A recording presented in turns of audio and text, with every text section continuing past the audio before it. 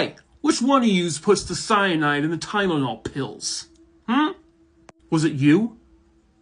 Yeah, I'm looking at you.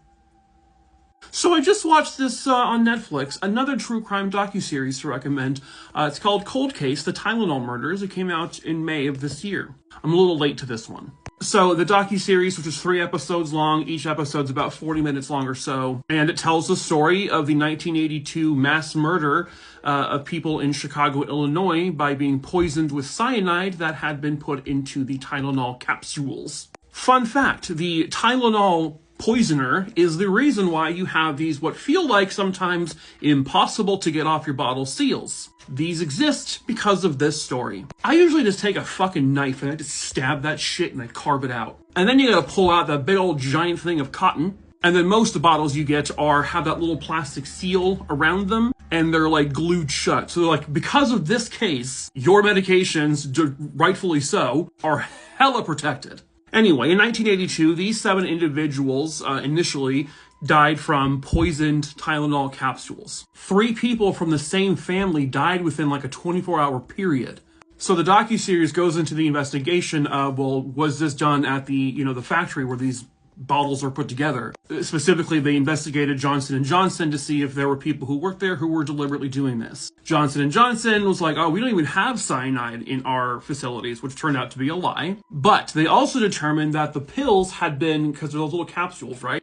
These ones, so the person who did this unsealed them and put in cyanide and then sealed them back up. You were able to tell because I guess the cyanide left a brown ring around the white portion of the pill. And so they believe that this person had entered this random drugstore, a couple random drugstores, either stole or purchased the bottle of Tylenol, laced a couple pills from each one with cyanide, and then put them back on the shelves. Now, this was before there was no protection on these things. It was just a bottle, you open it, boom, there's the pills. No plastic wrap, the boxes weren't glued shut. So very quickly after this, that's when they developed the seals and everything. But then a few years goes by and another person or two is killed by cyanide in these laced pills. But this time they were in the sealed bottles. So that's when they're like, wait a minute, it has to be done at the manufacturing place then, because how did this happen? And that's never been figured out. They do talk about at least 2 different suspects. It shows CCTV footage of one of the victims buying the poisoned bottle of Tylenol. I don't want to show it here, so I want to encourage you guys to watch this. This is not a paid sponsorship, by the way.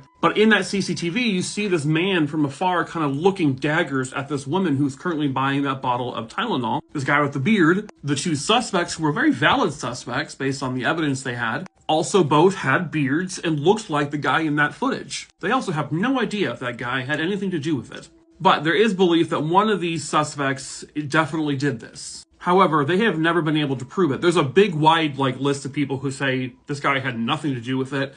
Other people are like, yeah, he had everything to do with it. But the fact of the matter is they've never shown or proven who did this. It is one of the most probably well-known unsolved mysteries that there is. And it's also super terrifying because this was happening to random people. They weren't being targeted. It's just whoever bought the bottles of Tylenol that were laced with cyanide. That's who the victims were. They don't know why this happened, what the person's motive is. Was it just chaos? Was it just to strike fear in the American public? Nobody knows to this very day.